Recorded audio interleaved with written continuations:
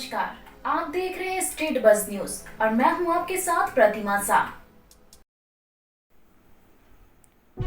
औरंगाबाद में एक कार्यक्रम में भाग लेने आए लोजपा के राष्ट्रीय अध्यक्ष चिराग पासवान ने इंडिया गठबंधन पर जमकर निशाना साधा। उन्होंने मुख्यमंत्री नीतीश कुमार पर एक बार फिर हमला बोलते हुए कहा कि हमारे देश के मुख्यमंत्री लिबास की तरह पार्टी बदलते हैं। अगर वो इंडिया गठबंधन में रहते हैं तो एनडीए की तरफ झांकते हैं और एनडीए में रहते हैं तो महागठबंधन की ओर झांकने की आदत है। मुख्यमंत्री जनादेश को ठुकराते हुए अपनी मनमानी की गठबंधन करते हैं और जब जनता एनडीए को जनादेश दिया तो वह महागठबंधन के साथ मिलकर सरकार चला रहे हैं, जिसके कारण 2024 में आने वाला लोकसभा चुनाव तथा विधानसभा चुनाव में जनता इनको सबक सिखाने का काम करेगी। उन्होंने यह भी कहा कि मुख्यमंत्री को 13 करोड़ बिहारियों की चिंता नहीं है। आज वह पूरे बिहार को जात पात में बांटकर अंग्रेजों वाली नीति पर काम कर रही है।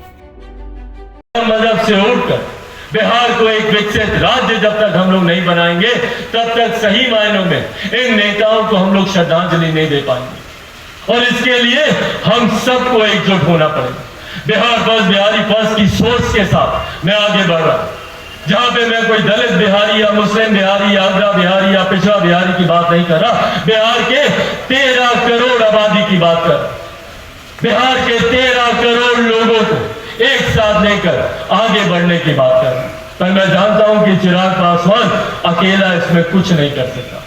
जरूरत है कदम कदम पर चिराग पासवान को आप सबके साथ की, आप सबके आशीर्वाद की। आप सबका आशीर्वाद है। एक बार दोनों हाथ उठाकर अपना आशीर्वाद दे दें। जानिए अपनी ताकत को। भारत एक युवा प्रदेश है, हमारा बिहार एक युवा देश है। पर ये युवा प्रदेश कब बुजुर्ग प्रदेश बनकर रह जाएगा हम लोग को पता भी नहीं चलेगा। आज बिहार का कोई युवा बिहार में नहीं रहना चाहता, कोई परिवार उन्हें बिहार में नहीं रखना चाहता। अगर हम झूठ बोल रहे तो हमको टोकिएगा। बिहार का कोई भी परिवार जो थोड़ा भी सक्षम बनता है सबसे पहले अपने बेटा बेटी को पढ़ने के लिए बाहर भेजता है। दिल्ली भेजेगा, गुरुग्राम भेजेगा, नोएडा भेजेगा, बेंगलुरु भेजेगा, मुंबई भेजेगा। और वो बच्चा बच्ची जब वहां जाता है तो वहीं पे अपनी पढ़ाई पूरी करता है, वहीं पे नौकरी हासिल करता है।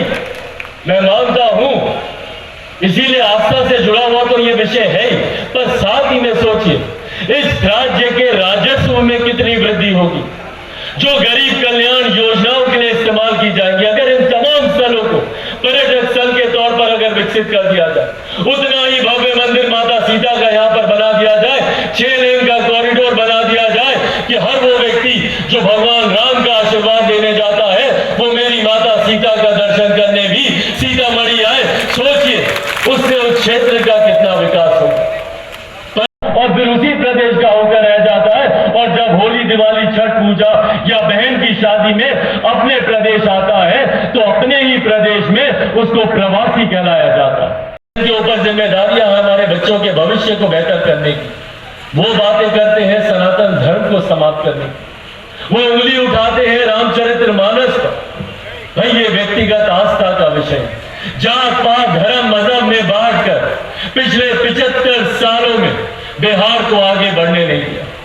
हकीकत है कि बिहार में ही नहीं पूरे हिंदुस्तान में अगर कोई एक फर्क है, अगर कोई एक भेद है तो वो इतना कि एक अमीर जो अमीर होता जा रहा है, दूसरा गरीब जो गरीब होता जा रहा है। अगर सही मायनों में हम लोग एक विकसित बिहार की कल्पना करना चाहते हैं तो इस अमीरी गरीबी के भेद को हम लोग को मिटाना हो। पर यहाँ तो हम लोग को और जातियों में बांटा जाता है। दलित को महादलित कर दो वोट बैंक बनाने के लिए, पिछड़ा को अति पिछड़ा कर दो, कभी अगड़ा, कभी पिछड़ा, कभी हिंदू, कभी मुस्लिम, महिला पुरुष तक में हम लोग को बांट दिया जाता है। और यही कारण है कि आज आजादी के 75 देश दुनिया की खबरों से अपडेट रहने के लिए देखते रहिए स्ट्रीट बज़। यदि आपने हमारे चैनल को सब्सक्राइब नहीं किया है तो आज ही सब्सक्राइब करें। धन्यवाद।